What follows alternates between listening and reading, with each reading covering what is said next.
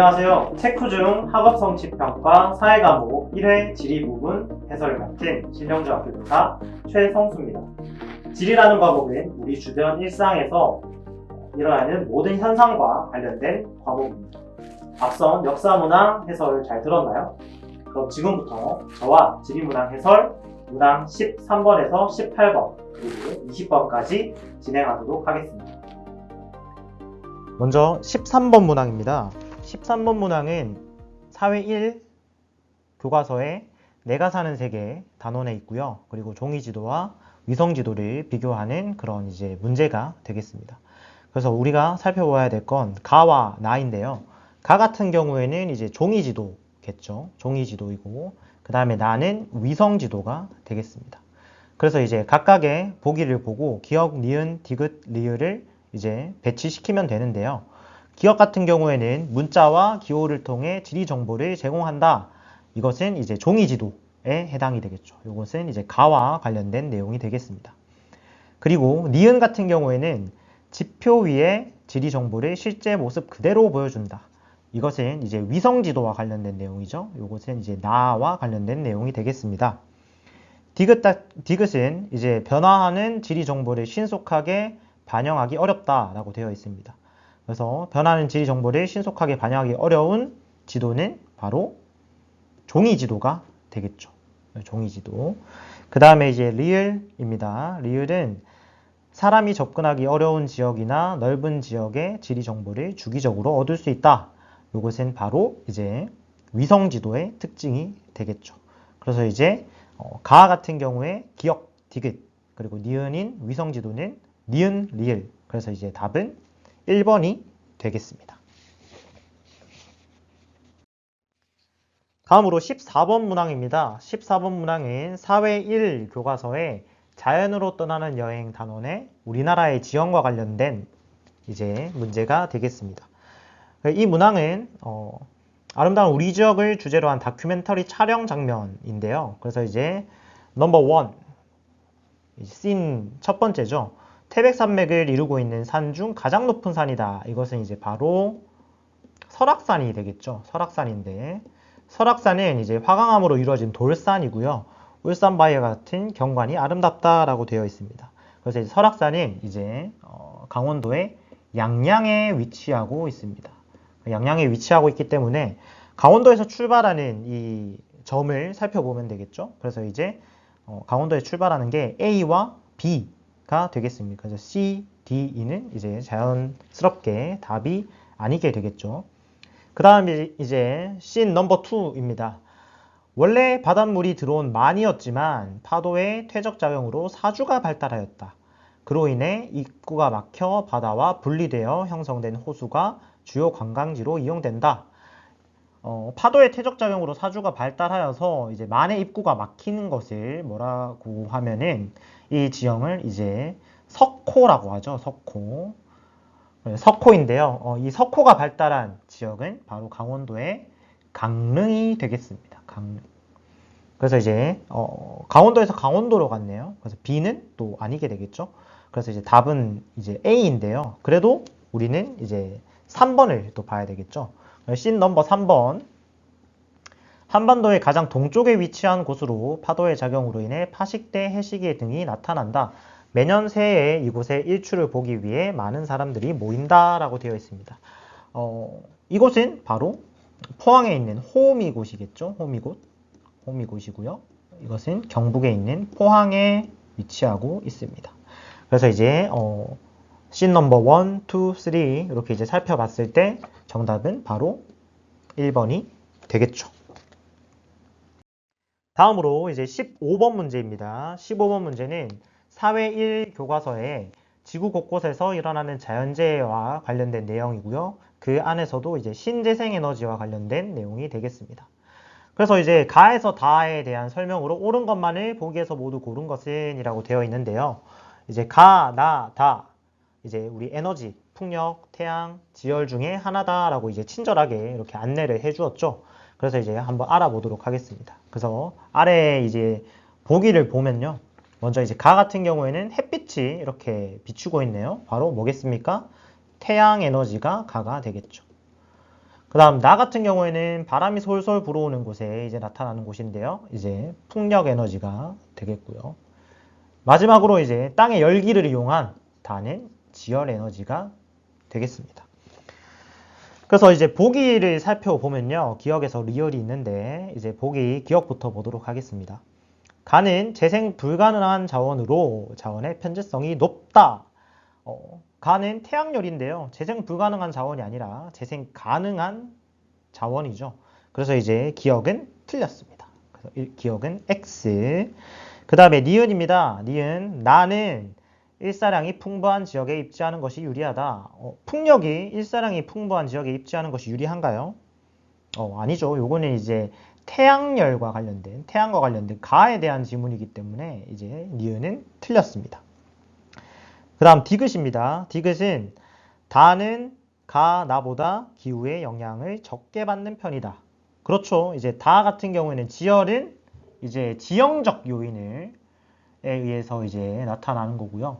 가와 나 같은 경우에는 이제 약간은 기후적 요인이 가미된 이제 신재생 에너지가 되겠습니다. 그래서 지열 에너지는 기후적 요인보다 지형적 요인에 의한 영향을 더욱더 많이 받기 때문에 디귿은 이제 맞는 보기가 되겠습니다. 그 다음 리을입니다. 가, 나, 다는 초기 개발 비용이 높고 자연 환경에 영향을 많이 받는다. 맞습니다. 이제 신재생 에너지의 특징이 되겠죠. 그래서 초기 개발 비용이 높고 자연 환경에 영향을 많이 받는 것은 신재생 에너지가 되겠습니다. 다음으로 이제 16번 문제입니다. 16번 문제는 사회 1 교과서의 자원을 둘러싼 경쟁과 갈등 단원에 이제 쌀과 밀을 비교하는 문제인데요.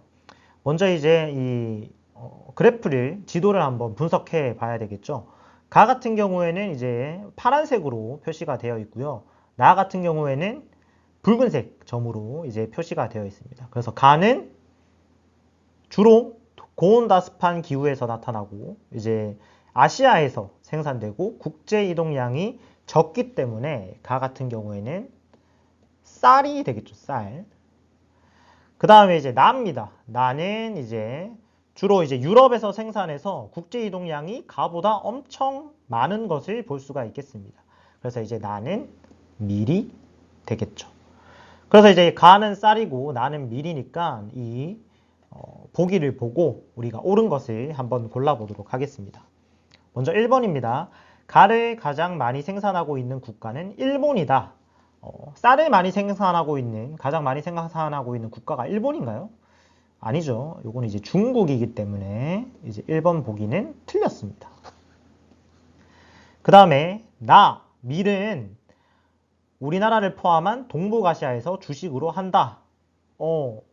밀 우리나라에서 주식으로 뭐 잘 먹기는 하지만 근데 이제 많이 먹죠. 뭐 라면이라든지 뭐 피자 뭐 이런 거 많이 먹긴 하지만 빵 많이 먹긴 하지만 이제 동북아시아에서 주식으로 하는 것은 쌀이기 때문에 이제 2번 보기도 틀렸습니다. 그 다음 쌀은 밀보다 남북반구의 계절 차이로 인해 대륙 간 이동량이 많은 편이다. 이 지도를 살펴봤을 때 쌀이 밀보다 이동량이 많나요? 아니죠. 이제 밀이 쌀보다 더 이동량이 많은 것을 알 수가 있습니다. 그래서 이제 3번 보기도 틀렸습니다. 그 다음 4번입니다. 밀은 쌀보다 생산지와 소비지가 불일치하여 국제 이동량이 많은 편이다. 그렇죠. 이제 이 지도를 살펴봤을 때 밀은 쌀보다 생산지와 소비지가 불일치하기 때문에 이 그래프가 이 선이 굉장히 이제 많은 곳으로 이동하고 있는 것을 알 수가 있습니다. 그래서 이제 정답은 4번입니다. 그리고 마지막 5번. 밀은 쌀보다 작물의 성장 과정에서 기온과 강수의 영향을 더 많이 받는다. 쌀이 이제 밀보다 더 기온과 강수의 영향을 많이 받아서 쌀은 이제 고온다습한 기후에서 주로 나타나죠. 근데 밀은 이제 냉대 기후 남부나 아니면 온대 기후에서도 주로 많이 나타나기 때문에 이것은 이제 가와 나가 바뀌어야 된다라는 것을 알 수가 있겠습니다. 그래서 이제 5번 보기는 틀렸다. 그래서 이제 정답은 4번이 되겠습니다. 그 다음 이제 17번 문제입니다. 다음은 인구이동 요인과 관련한 어느 학생의 형성평가지이다. 학생이 받은 평가 점수는? 이라고 되어 있습니다. 이것은 이제 사회 2 교과서의 7단원이죠. 이제 인구 변화와 인구 문제에 관련된 내용이고요. 그리고 이제 우리는 인구이동 요인을 알아볼 것입니다. 그래서 인구이동 요인과 관련된 이 문제인데요. 인구이동 요인은 주로 이제 흡인 요인과 배출 요인이 있습니다. 그래서 흡인 요인은 먼저 인구를 끌어당기는 힘 혹은 요인이라고 얘기를 합니다. 그래서 이제 선생님이 이제 우리 신영중학교 학생들을 가르칠 때 주로 좋은 거라고 얘기를 많이 했었습니다. 좋은 거. 좋아야 이제 인구를 많이 끌어당기겠죠. 반면에 이제 배출 요인은 인구를 내보내는 요인이 되겠습니다.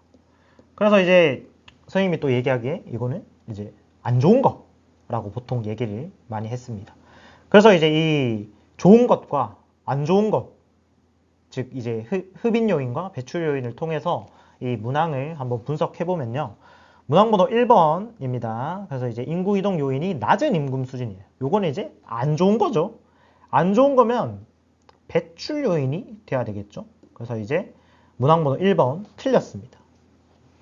그 다음에 깨끗한 자연환경이라고 되어 있고요. 2번입니다. 깨끗한 자연환경은 좋은 거잖아요. 네, 좋은 거니까 얘도 흡인 요인이 되어야 되겠죠. 흡인 요인. 틀렸습니다. 그 다음에 3번입니다. 풍부한 일자리, 좋은 거네요. 일자리가 많으면 사람들을 끌어당기죠. 흡인 요인 맞습니다. 그래서 3번에 맞았고요. 그 다음 4번 높은 실업 상태라고 되어 있는데 실업 상태 안 좋은 거죠. 안 좋은 거 배출 요인입니다. 배출 요인. 그래서 이제 4번은 틀렸습니다. 그래서 이 학생이 받은 평가 점수 문항당 1점으로 채점하기 때문에 정답은 2번 1점이 되겠습니다. 그 다음 이제 18번 문제입니다. 18번 문제 사회 2 교과서에 사람이 만든 삶터 도시라는 단원에 도시와 촌락을 비교하는 표가 나와 있습니다. 그래서 기억에서 미음에 들어갈 내용 중 옳지 않은 것은 이라는 보기를 고르라야 하는데요. 그래서 도시와 촌락이라는 이런 구분이 되어 있고요. 각각의 특징을 이제 살펴보도록 하겠습니다. 자, 기억입니다. 도시, 토지 이용, 고층 건물과 대형 쇼핑몰로 이용하죠. 그러면은 1번 맞습니다. 보기 맞고요. 그 다음 니은 촌락은 인구 밀도가 낮다. 그렇죠. 도시에 비해서 촌락은 인구 밀도가 낮습니다. 그 다음 3번 주요 산업 도시는 공업 서비스업이고요. 촌락은 농업, 어업, 임업과 같은 이제 보통 1차 산업을 많이 하고 있습니다. 그래서 이제 3번 보기도 맞는 보기입니다. 그 다음 리을입니다. 도시의 특징 지하철, 버스 등의 대중교통이 발달하였다. 그렇죠. 도시 지하철, 버스 등의 대중교통이 발달하였습니다. 마지막으로 촌락입니다. 5번 미음 다양한 직업 구성을 가지고 있다라고 되어 있는데요. 네, 촌락은 도시보다 다양한 직업 구성을 가지고 있지 않습니다. 그래서 이 다양한 직업 구성은 도시의 특징이 되겠습니다. 그래서 이제 정답은 5번이 되겠습니다.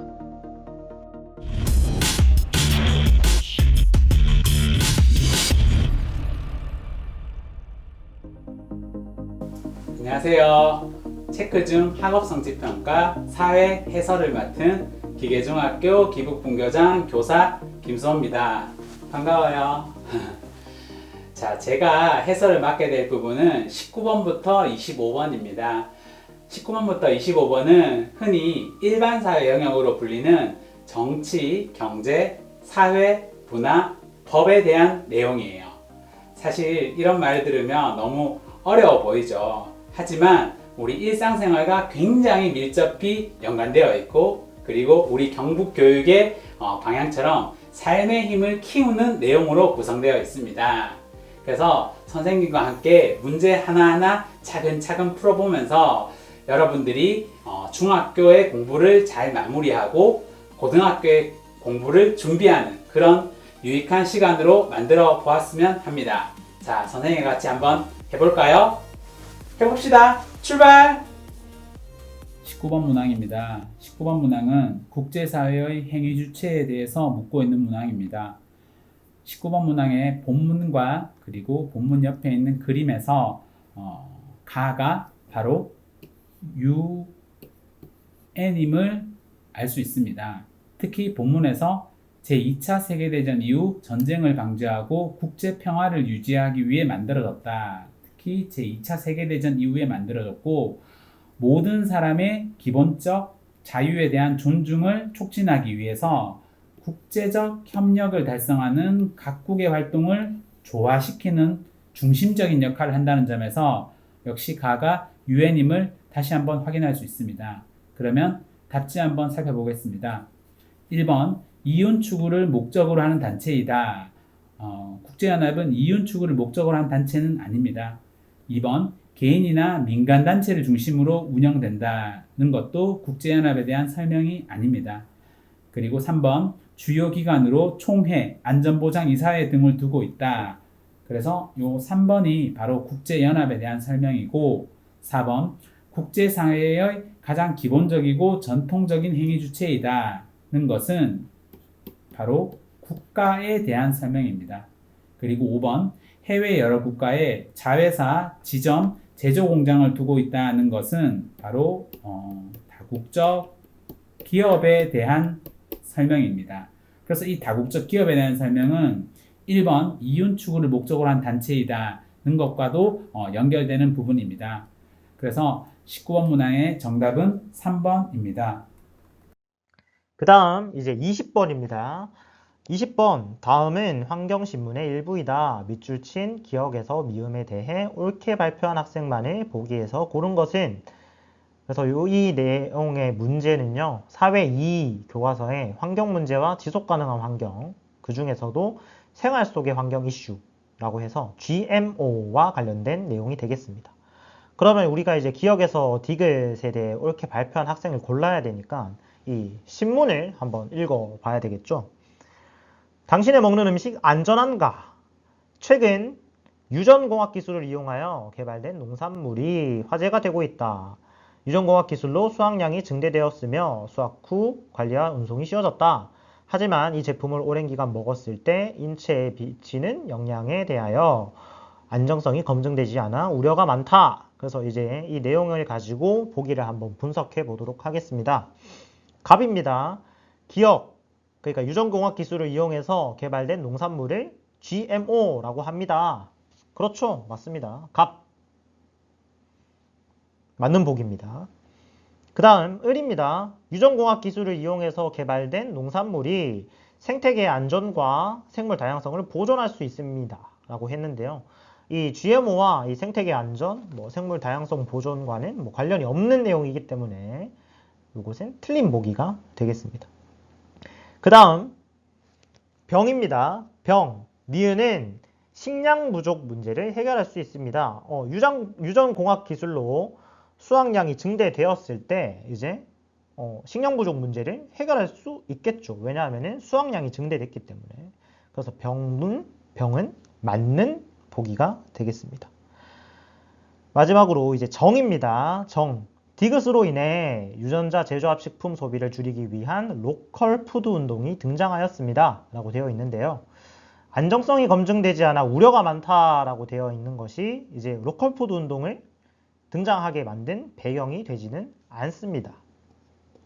그래서 이제 이 로컬 푸드 운동은 우리 주변에서 나는 그런 농산물을 이용해서 이제 음식을 하는 것을 의미하는데요. 그 로컬 푸드 운동은 이제 이산화탄소 배출을 줄이기 위한 그런 방안이 되기 때문에 이 정은 틀린 보기가 되겠습니다. 그래서 이제 정답은 갑과 병에서 2번이 되겠습니다. 자, 21번입니다. 다음 자료에서 강조하는 문화의 속성에 대한 진술로 가장 적절한 것은 이라고 하고 있습니다. 자, 우리 문화의 속성하면 총 5가지를 떠올릴 수 있죠. 첫 번째, 전체성. 두 번째, 학습성. 세 번째, 축적성. 네 번째, 공유성. 마지막 5번째, 변동성입니다. 그래서 요 5가지 중에 과연 본문에서 강조하는 것이 무엇인지 한번 본문의 내용을 살펴보도록 하겠습니다. 본문에서는 키워드를 찾아야 되는데 선생님이 생각하는 키워드는 그런 겁니다. 그들은 그것을 이상하게 여긴다. 즉 서양인들은 그리지 않는 것을 이상하게 여기지만 이누이트인들은 그려야 하는데 그리지 않는 것을 이상하게 생각한다. 즉 그들끼리 공유하는 방식이라는 것이죠. 따라서 이 본문에서 강조하고 있는 문화에 대한 속성을 결국 이 공유성에 대한 부분입니다. 자, 답지에서 공유성을 한번 찾아보도록 하겠습니다. 1번, 시간이 흐르면서 형태나 의미가 변화한다. 여기서 키워드는 변화이죠. 그래서 요 1번은 변동성에 대한 설명으로 볼 수 있습니다. 2번, 한 부분의 변동은 다른 부분의 변동을 초래한다. 사실은 변동이라는 글자가 2번이나 쓰였지만 이 부분에서 가장 중요한 핵심은 한 부분의 변동이 다른 부분의 변동을 초래한다는 부분입니다. 그래서 문화는 유기적으로 연결되어 있기 때문에 한 부분의 변동은 다른 부분의 변동을 초래한다는 점에서 이것은 2번은 전체성에 대한 설명으로 볼 수 있습니다. 3번, 한 사회나 집단의 구성원이 공통으로 가지는 생활 양식이다. 바로 이 부분이 공유성에 대한 설명으로 볼 수 있습니다. 그래서 정답은 바로 3번입니다. 자, 나머지 보기들도 한번 살펴볼게요. 4번, 앞선 세대의 지식과 경험이 언어를 통해 다음 세대에 전승된다. 라는 점에서 요 4번은 축적성에 대한 설명으로 볼 수 있습니다. 마지막 5번, 다른 요소들과 상호 긴밀한 관계를 유지하면서 하나의 전체를 이룬다. 그래서 다양한 요소들이 서로 연결되어 있어서 이런 것들이 전체를 이룬다라는 것은 바로 전체성에 대한 설명입니다. 그래서 21번의 정답은 3번입니다. 네, 22번 살펴보겠습니다. 22번은 그림에 나타난 정부 형태를 우선 찾고 그 정부 형태에 대한 옳은 설명을 고르는 문항입니다. 자, 그러면 그림에 나타난 정부 형태가 무엇이냐? 국민들이 선거를 하죠. 선거를 해서 입법부를 구성하게 됩니다. 그런데 행정부는 그러면 누가 구성을 하느냐? 국민들이 선거를 통해서 구성한 입법부에서 총리를 선출하고 그 총리가 바로 행정부를 구성하는 방식이라는 것이죠. 그래서 우리 한번 정리를 해보면 대통령제, 의원, 내각제는 결국에는 이 2가지는 행정부의 구성 방식의 차이로 이 대통령제와 의원내각제를 구분할 수 있는 것이죠. 대통령제는 행정부를 누가 구성한다? 네, 맞아요. 대통령이 구성하는 것이죠.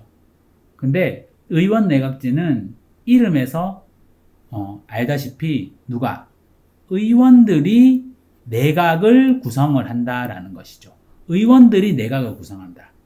따라서 이 행정부와 입법부의 어떤 그 관계가 대통령제는 행정부도 국민들이 따로 구성을 하고, 즉 대통령제에서는 입법부와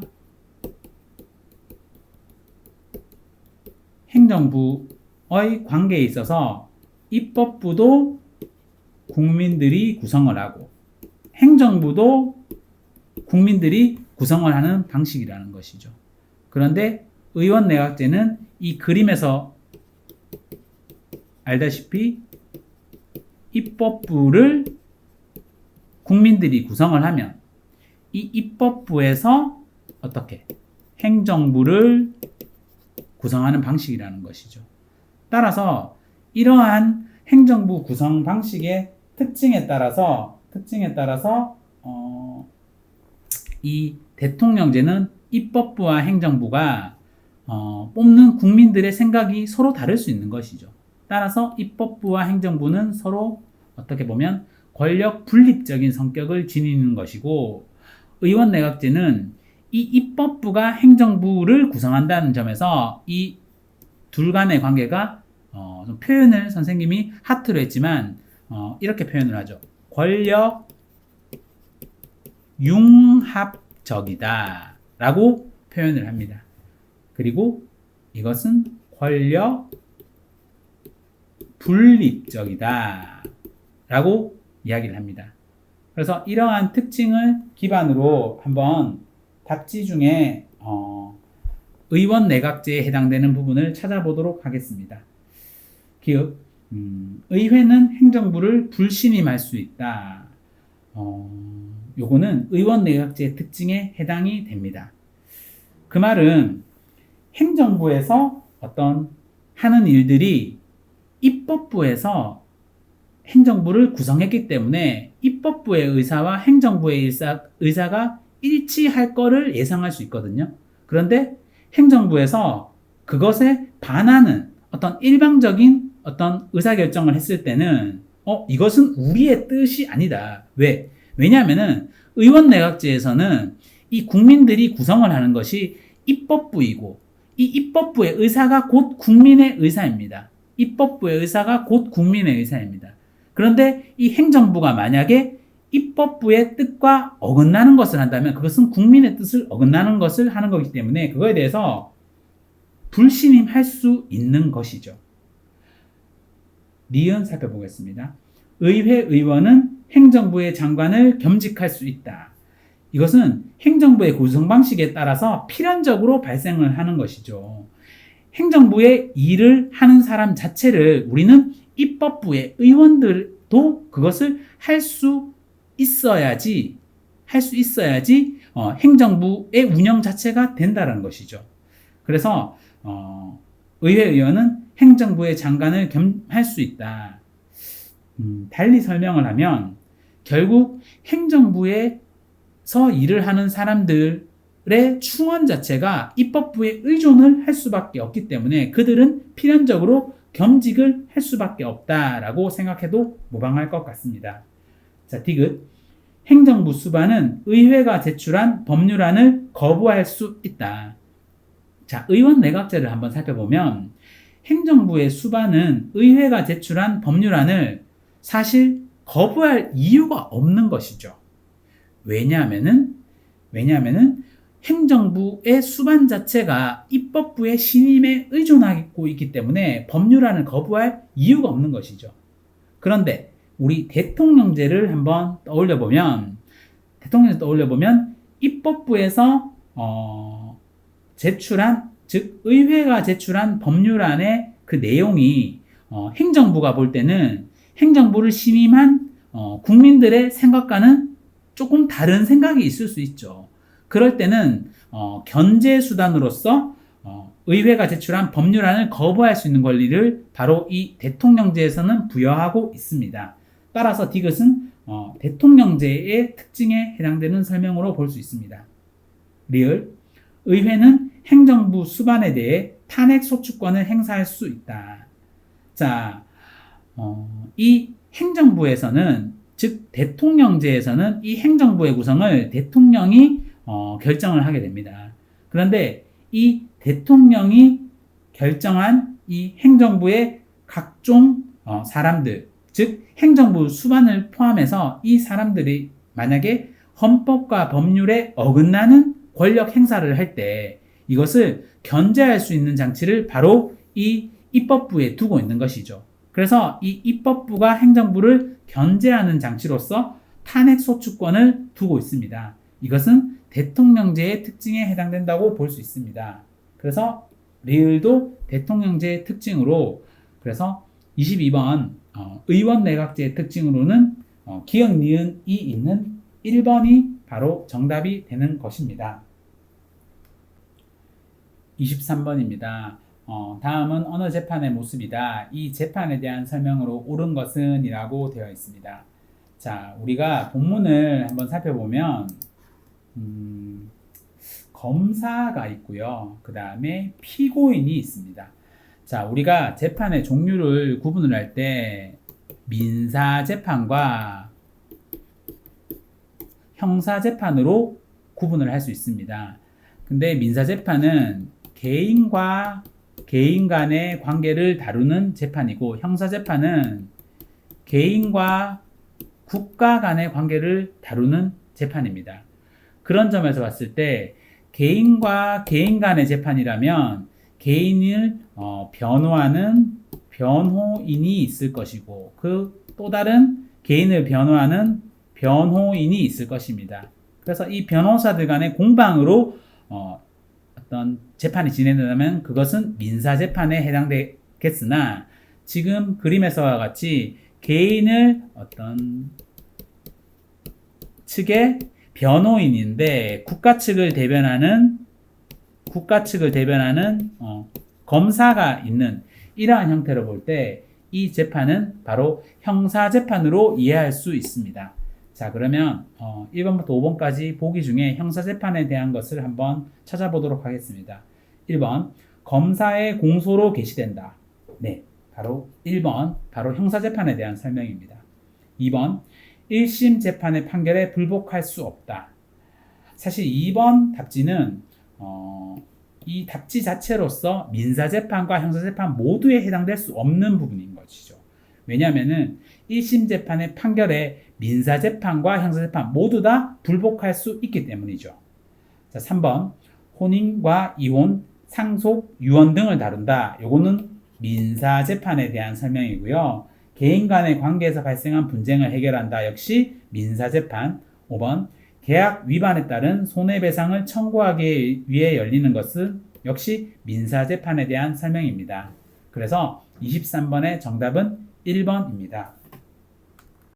네, 24번입니다. 생애 주기에 따른 소득과 소비를 나타낸 곡선이 나와 있습니다. 그러면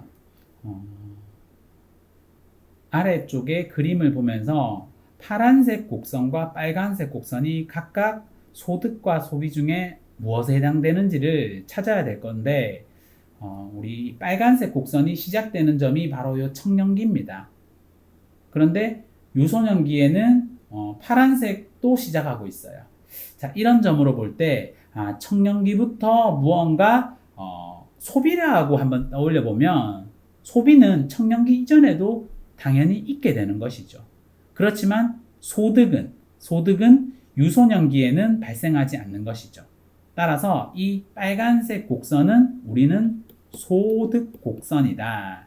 그리고 이 파란색 곡선은 소비 곡선이다는 것을 우리가 파악할 수 있습니다. 자, 그런 점에서 이제 보기를 한번 살펴보도록 하겠습니다. 기읍, 가는 빨간색이죠. 빨간색은 소득 곡선, 파란색은 소비 곡선이다. 네, 맞죠?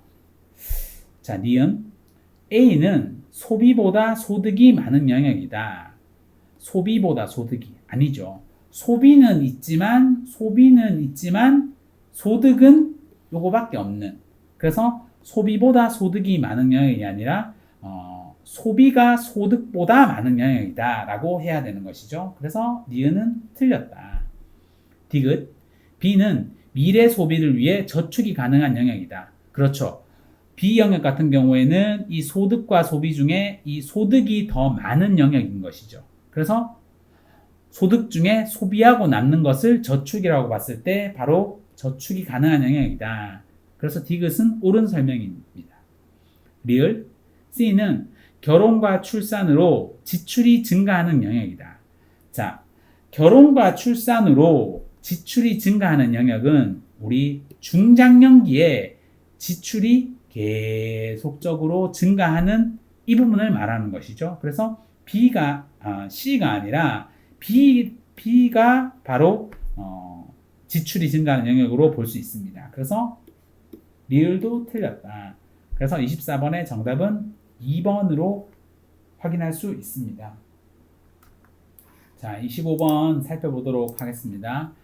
25번에서는 다음 수업 장면에서 가에 들어갈 학생의 옳은 답변을 고르는 것입니다.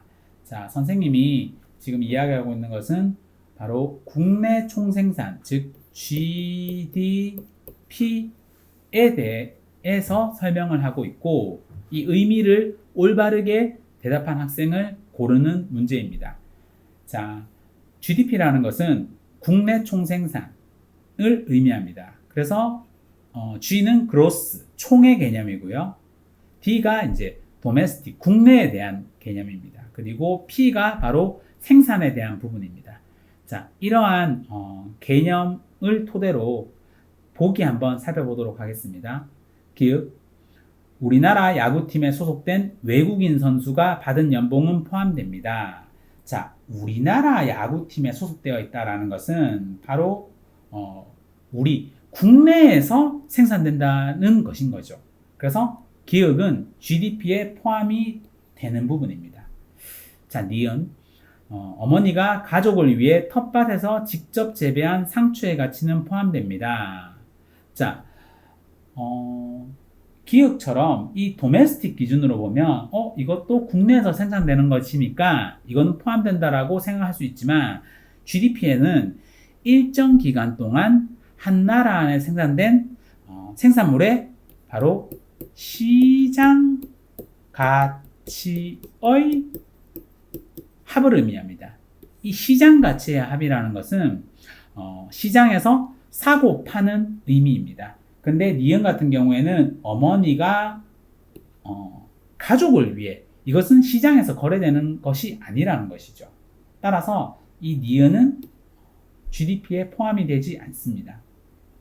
디귿, 외국 기업이 어디에서? 우리나라에 세운 공장에서 생산된 휴대폰의 매출액은 포함됩니다. 그래서 이것도 국내 총생산의 개념에 부합하는 국내 총생산에 포함된 사례로 볼 수 있습니다. 리을, 우리나라 기업이 해외에 세운, 이거는 국내가 아니죠. 그래서 해외에 세운, 그래서 이것은 GDP에는 포함이 되지 않습니다. 그래서 GDP에 포함이 되는 것은 바로 기읍, 디귿 2번이 정답입니다.